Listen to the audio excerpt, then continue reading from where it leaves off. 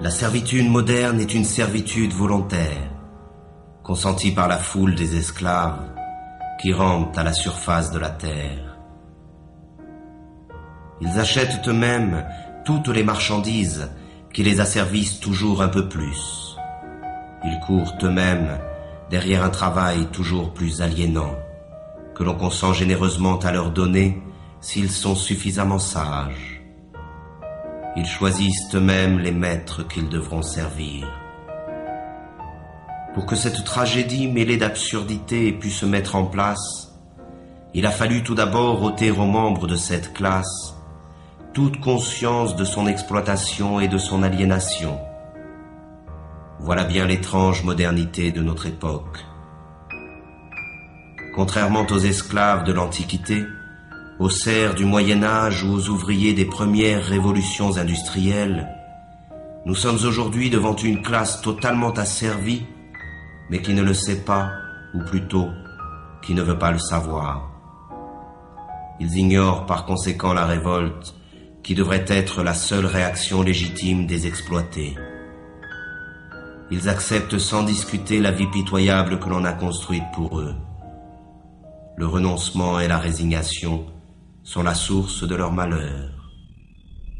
Voilà le mauvais rêve des esclaves modernes, qui n'aspirent finalement qu'à se laisser aller dans la danse macabre du système de l'aliénation.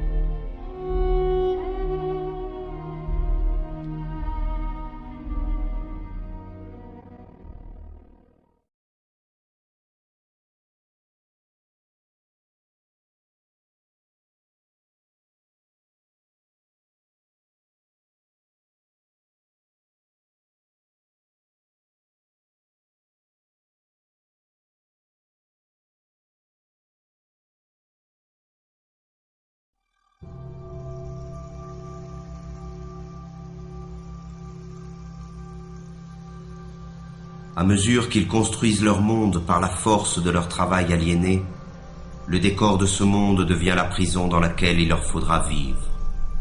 Un monde sordide, sans saveur ni odeur, qui porte en lui la misère du mode de production dominant. Ce décor est en perpétuelle construction. Rien n'y est stable. La réflexion permanente de l'espace qui nous entoure trouve sa justification dans l'amnésie généralisée et l'insécurité dans lesquelles doivent vivre ses habitants. Il s'agit de tout refaire à l'image du système. Le monde devient tous les jours un peu plus sale et bruyant, comme une usine. Chaque parcelle de ce monde est la propriété d'un État ou d'un particulier.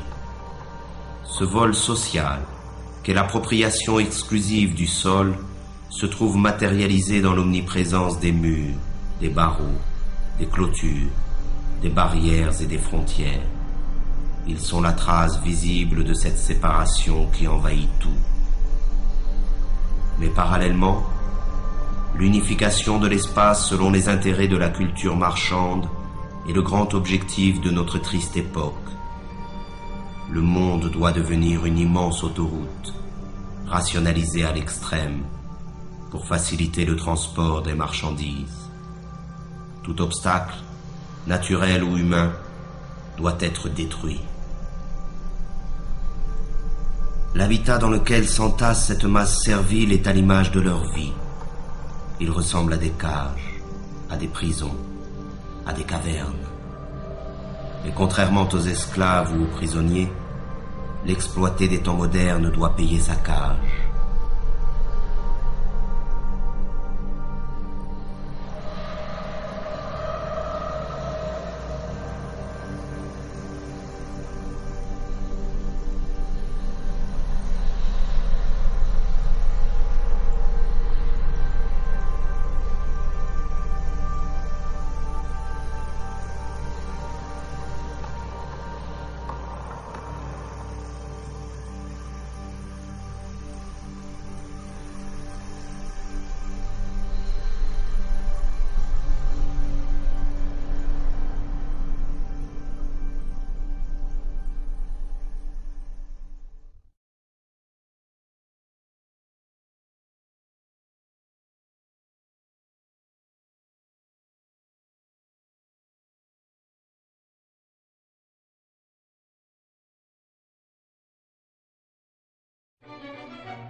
Et c'est dans ce logis étroit et lugubre qu'il entasse les nouvelles marchandises qui devraient, selon les messages publicitaires omniprésents, lui apporter le bonheur et la plénitude.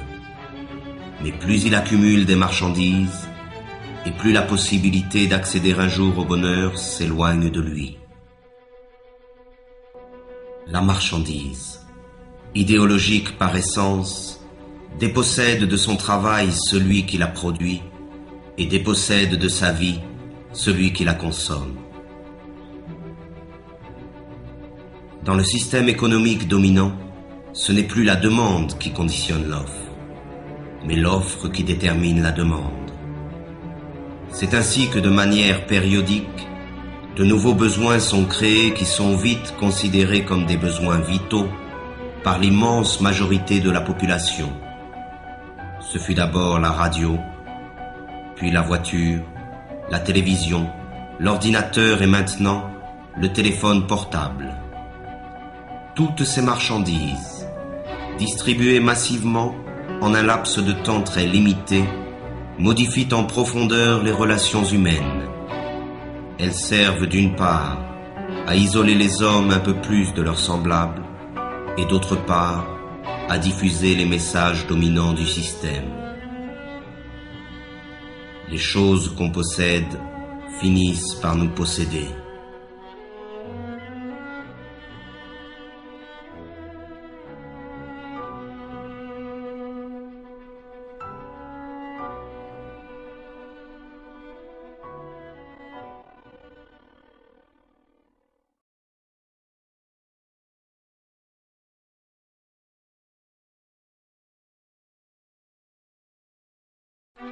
Mais c'est encore lorsqu'il s'alimente que l'esclave moderne illustre le mieux l'état de décrépitude dans lequel il se trouve.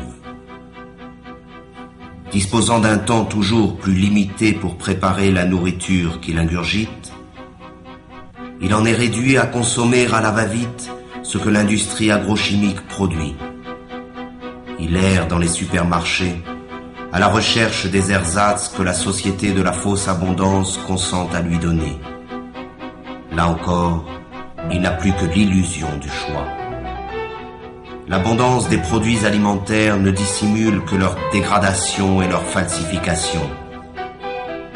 Il ne s'agit bien notoirement que d'organismes génétiquement modifiés, d'un mélange de colorants et de conservateurs, de pesticides, d'hormones et autres inventions de la modernité. Le plaisir immédiat est la règle du mode d'alimentation dominant, de même qu'il est la règle de toutes les formes de consommation. Et les conséquences sont là qui illustrent cette manière de s'alimenter. Mais c'est face au dénuement du plus grand nombre que l'homme occidental se réjouit de sa position et de sa consommation frénétique. Pourtant, la misère est partout où règne la société totalitaire marchande. Le manque est le revers de la médaille de la fausse abondance. Et dans un système qui érige l'inégalité comme critère de progrès, même si la production agrochimique est suffisante pour nourrir la totalité de la population mondiale, la faim ne devra jamais disparaître.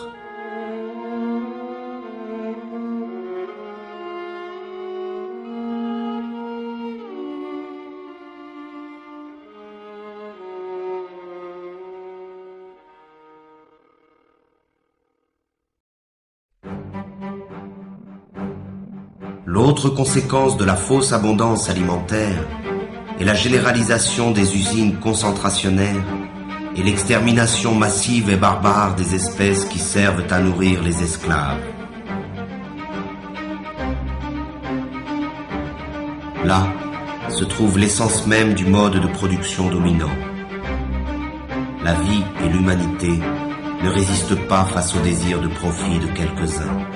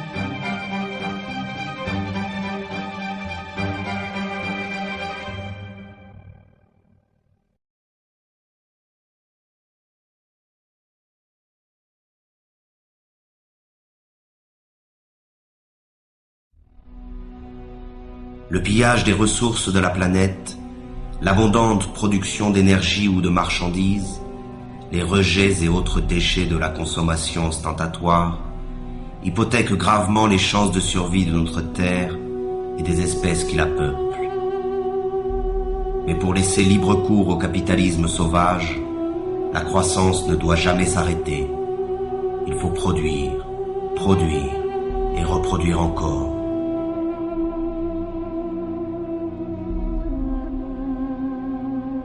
Et ce sont les mêmes pollueurs qui se présentent aujourd'hui comme les sauveurs potentiels de la planète. Ces imbéciles du show business subventionnés par les firmes multinationales essaient de nous convaincre qu'un simple changement de nos habitudes de vie suffirait à sauver la planète du désastre. Et pendant qu'ils nous culpabilisent, ils continuent à polluer sans cesse notre environnement et notre esprit. Ces pauvres thèses pseudo-écologiques sont reprises en chœur par tous les politiciens véreux à court de slogans publicitaires.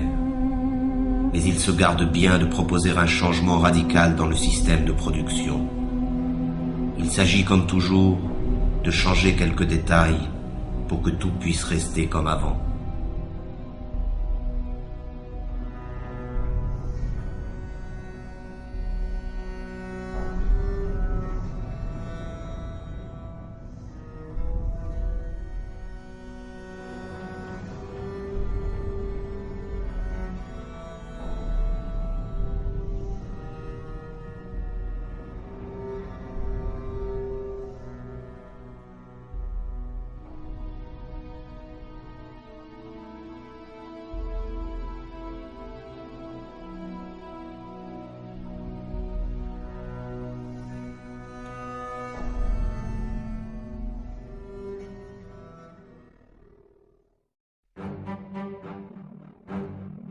Mais pour rentrer dans la ronde de la consommation frénétique, il faut de l'argent.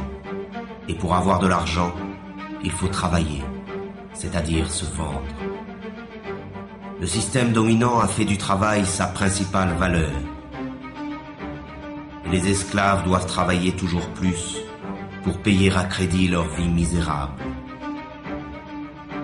Ils s'épuisent dans le travail, perdent la plus grande part de leur force vitale et subissent les pires humiliations. Ils passent toute leur vie à une activité fatigante et ennuyeuse pour le profit de quelques-uns. L'invention du chômage moderne est là pour les effrayer et les faire remercier sans cesse le pouvoir de se montrer généreux avec eux. Que pourraient-ils bien faire sans cette torture qu'est le travail ? Et ce sont ces activités aliénantes que l'on présente comme une libération. Quelle déchéance et quelle misère.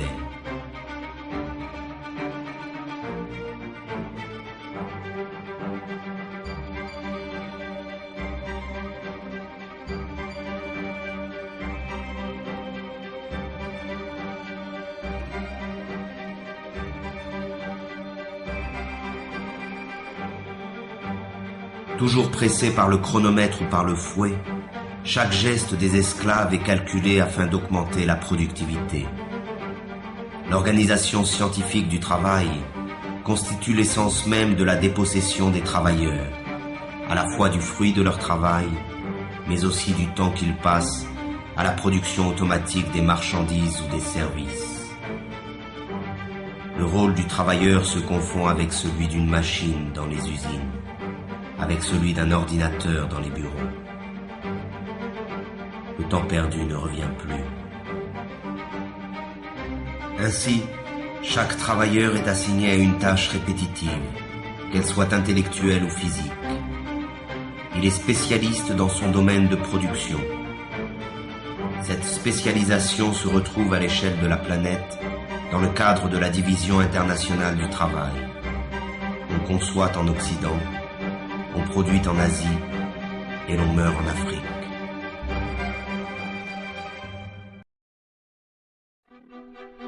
L'esclave moderne aurait pu se contenter de sa servitude au travail.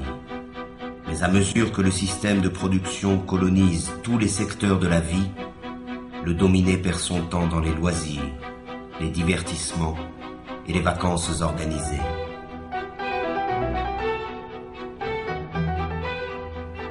Aucun moment de son quotidien n'échappe à l'emprise du système.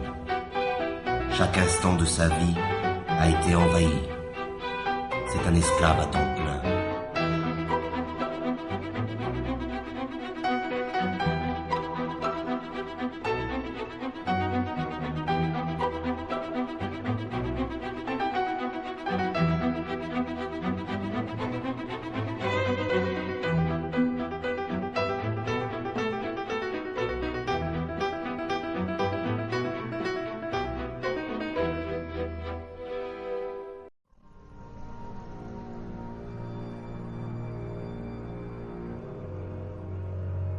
La dégradation généralisée de son environnement, de l'air qu'il respire et de la nourriture qu'il consomme, le stress de ses conditions de travail et de l'ensemble de sa vie sociale sont à l'origine des nouvelles maladies de l'esclave moderne. Il est malade de sa condition servile et aucune médecine ne pourra jamais remédier à ce mal. Seule la libération la plus complète de la condition dans laquelle il se trouve enfermé peut permettre à l'esclave moderne de se libérer de ses souffrances.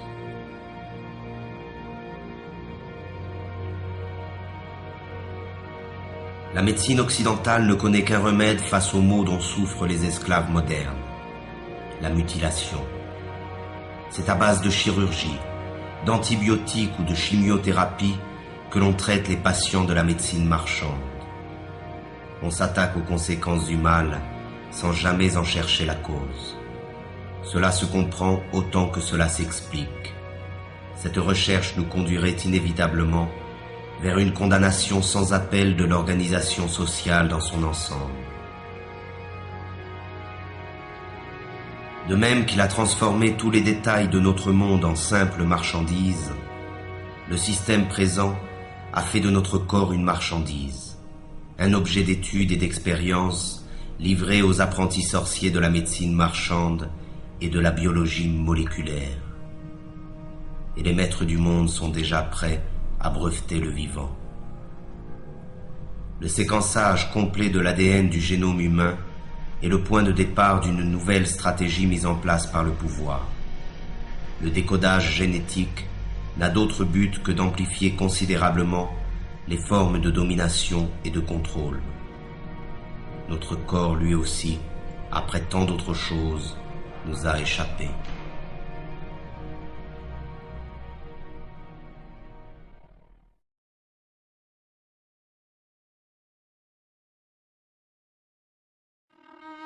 Le meilleur de sa vie lui échappe, mais il continue, car il a l'habitude d'obéir depuis toujours.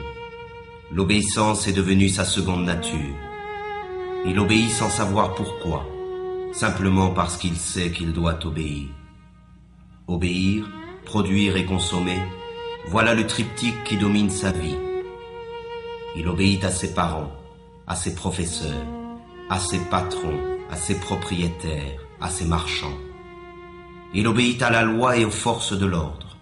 Il obéit à tous les pouvoirs car il ne sait rien faire d'autre. La désobéissance l'effraie plus que tout, car la désobéissance, c'est le risque, l'aventure, le changement. Mais de même que l'enfant panique lorsqu'il perd de vue ses parents, l'esclave moderne est perdu sans le pouvoir qui l'a créé. Alors il continue d'obéir.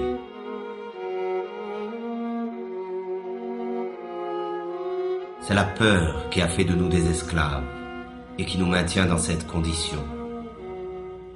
Nous nous courbons devant les maîtres du monde et leur police. Nous acceptons cette vie d'humiliation et de misère par crainte.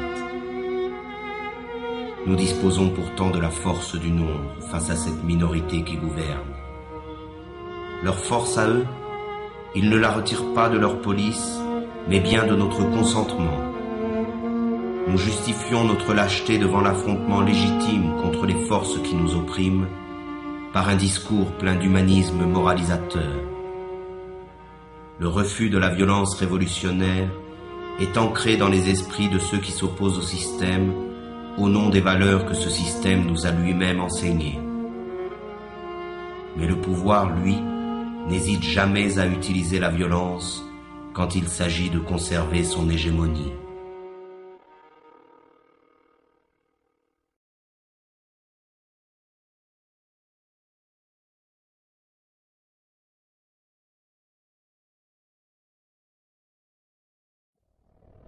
Pourtant, il y a encore des individus qui échappent au contrôle des consciences, mais ils sont sous surveillance. Toute forme de rébellion ou de résistance est de fait assimilée à une activité déviante ou terroriste. La liberté n'existe que pour ceux qui défendent les impératifs marchands. L'opposition réelle au système dominant est désormais totalement clandestine. Pour ses opposants, la répression est la règle en usage.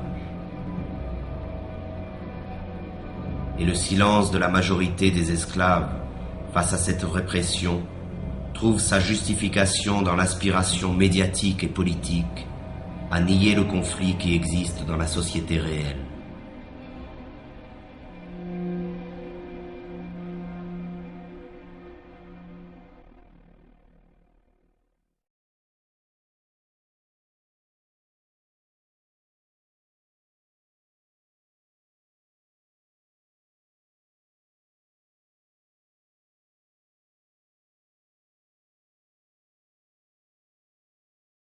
Comme tous les êtres opprimés de l'histoire, l'esclave moderne a besoin de sa mystique et de son Dieu pour anesthésier le mal qui le tourmente et la souffrance qui l'accable. Mais ce nouveau Dieu, auquel il a livré son âme, n'est rien d'autre que le néant, un bout de papier, un numéro qui n'a de sens que parce que tout le monde a décidé de lui en donner. C'est pour ce nouveau Dieu qu'il étudie, qu'il travaille, qu'il se bat et qu'il se vend. C'est pour ce nouveau Dieu qu'il a abandonné toute valeur et qu'il est prêt à faire n'importe quoi. Il croit qu'en possédant beaucoup d'argent, il se libérera des contraintes dans lesquelles il se trouve enfermé, comme si la possession allait de pair avec la liberté. La libération est une ascèse qui provient de la maîtrise de soi. Elle est un désir et une volonté en acte. Elle est dans l'être et non dans l'avoir. Mais encore faut-il être résolu à ne plus servir, à ne plus obéir. Encore faut-il être capable de rompre avec une habitude que personne, semble-t-il, n'ose remettre en cause.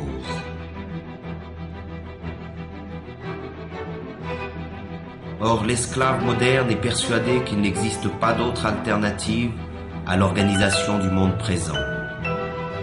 Il s'est résigné à cette vie car il pense qu'il ne peut y en avoir d'autre. Et c'est bien là que se trouve la force de la domination présente. Entretenir l'illusion que ce système, qui a colonisé toute la surface de la Terre, est la fin de l'histoire. Il a fait croire à la classe dominée que s'adapter à son idéologie revient à s'adapter au monde tel qu'il est et tel qu'il a toujours été. Rêver d'un autre monde est devenu un crime condamné unanimement par tous les médias et tous les pouvoirs. Le criminel est en réalité celui qui contribue, consciemment ou non, à la démence de l'organisation sociale dominante. Il n'est pas de folie plus grande que celle du système présent. Devant la désolation du monde réel, il s'agit pour le système de coloniser l'ensemble de la conscience des esclaves. C'est ainsi que dans le système dominant, les forces de répression laissent progressivement place à la dissuasion, qui dès la plus petite enfance accomplit son œuvre de formation des esclaves. Ils doivent oublier leurs conditions serviles, leur prison et leur vie misérable. Il suffit de voir cette foule hypnotique connectée devant tous les écrans qui accompagnent leur vie quotidienne.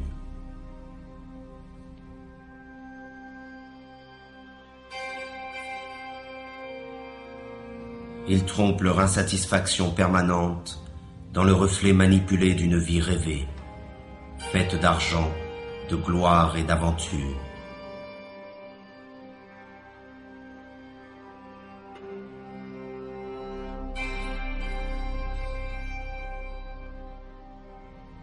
Mais leurs rêves sont tout aussi affligeants que leur vie misérable.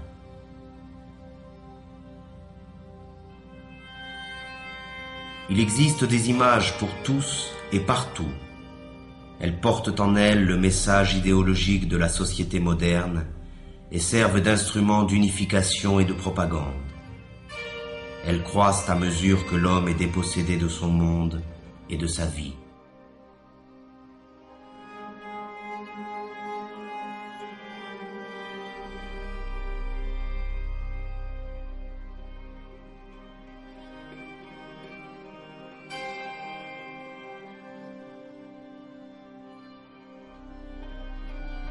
C'est l'enfant qui est la cible première de ces images, car il s'agit d'étouffer la liberté dans son berceau.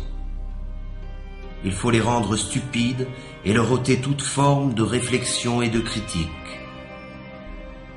Tout cela se fait bien entendu avec la complicité déconcertante de leurs parents, qui ne cherchent même plus à résister face à la force de frappe cumulée de tous les moyens modernes de communication. Ils achètent eux-mêmes toutes les marchandises nécessaires à l'asservissement de leur progéniture. Ils se dépossèdent de l'éducation de leurs enfants et la livrent en bloc au système de l'abrutissement et de la médiocrité. Il y a des images pour tous les âges et pour toutes les classes sociales. Et les esclaves modernes confondent ces images avec la culture et parfois même avec l'art. On fait appel aux instincts les plus sordides pour écouler les stocks de marchandises. Et c'est encore la femme, doublement esclave dans la société présente, qui en paie le prix fort. Elle en est réduite à être un simple objet de consommation. La révolte elle-même est devenue une image que l'on vend pour mieux en détruire le potentiel subversif. L'image est toujours aujourd'hui la forme de communication la plus simple et la plus efficace. On construit des modèles, on abrutit les masses, on leur ment, on crée des frustrations. On diffuse l'idéologie marchande par l'image, car il s'agit encore et toujours du même objectif: vendre des modes de vie ou des produits, des comportements ou des marchandises, peu importe, mais il faut vendre.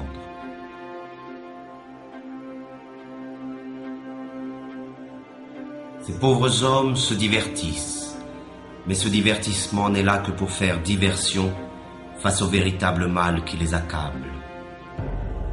Ils ont laissé faire de leur vie n'importe quoi et ils feignent d'en être fiers. Ils essaient de montrer leur satisfaction, mais personne n'est dupe. Ils n'arrivent même plus à se tromper eux-mêmes lorsqu'ils se retrouvent face au reflet glacé du miroir.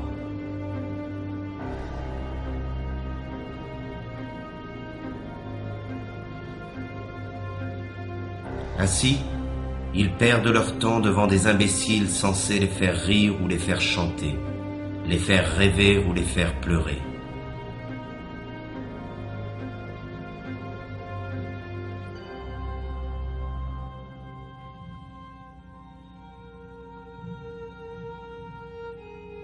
On mime à travers le sport médiatique les succès et les échecs, les forces et les victoires que les esclaves modernes ont cessé de vivre dans leur propre quotidien. Leur insatisfaction les incite à vivre par procuration devant leur poste de télévision.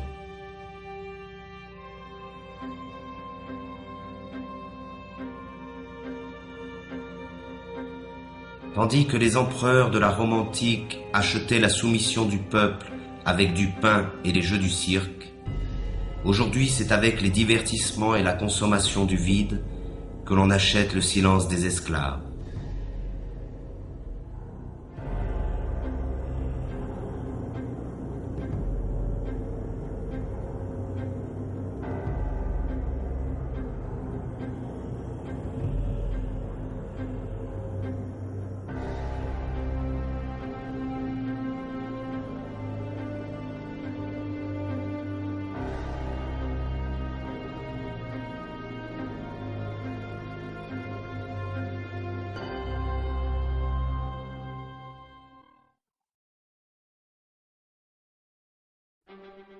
La domination sur les consciences passe essentiellement par l'utilisation viciée du langage par la classe économiquement et socialement dominante.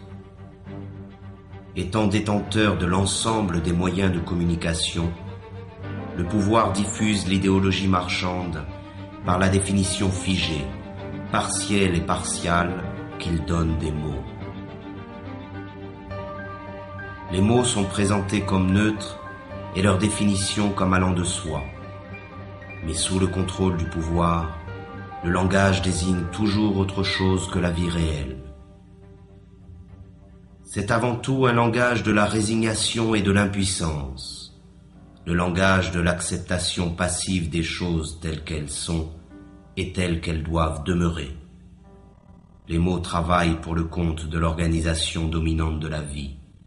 Et le fait même d'utiliser le langage du pouvoir nous condamne à l'impuissance. Le problème du langage est au centre du combat pour l'émancipation humaine. Il n'est pas une forme de domination qui se surajoute aux autres. Il est le cœur même du projet d'asservissement du système totalitaire marchand. C'est par la réappropriation du langage, et donc de la communication réelle entre les personnes, que la possibilité d'un changement radical émerge de nouveau. C'est en cela que le projet révolutionnaire rejoint le projet poétique. Dans l'effervescence populaire, la parole est prise et réinventée par des groupes étendus. La spontanéité créatrice s'empare de chacun et nous rassemble tous.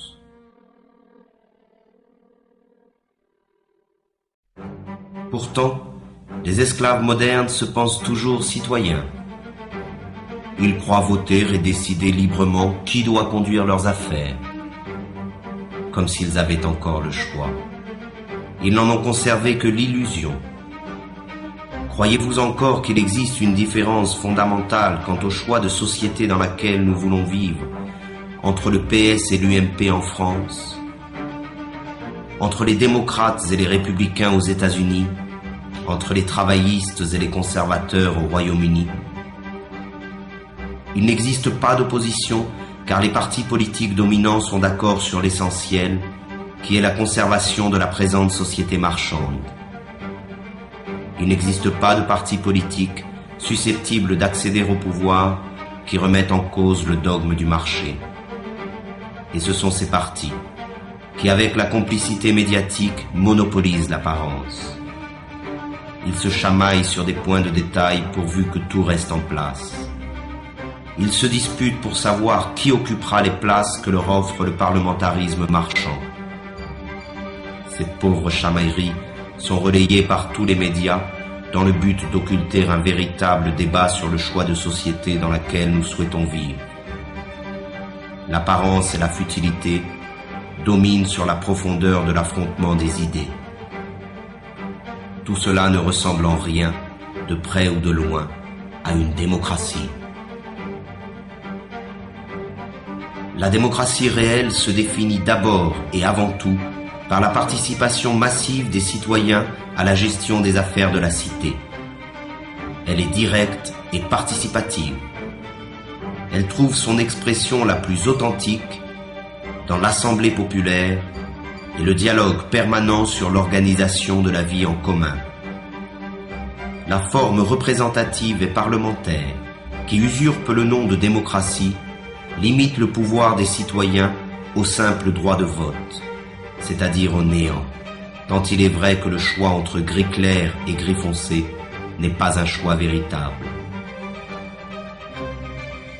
Les sièges parlementaires sont occupés dans leur immense majorité par la classe économiquement dominante, qu'elle soit de droite ou de la prétendue gauche social-démocrate.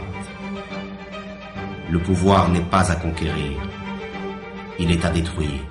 Il est tyrannique par nature, qu'il soit exercé par un roi, un dictateur ou un président élu. La seule différence dans le cas de la démocratie parlementaire, c'est que les esclaves ont l'illusion de choisir eux-mêmes le maître qu'ils devront servir. Le vote a fait d'eux les complices de la tyrannie qui les opprime.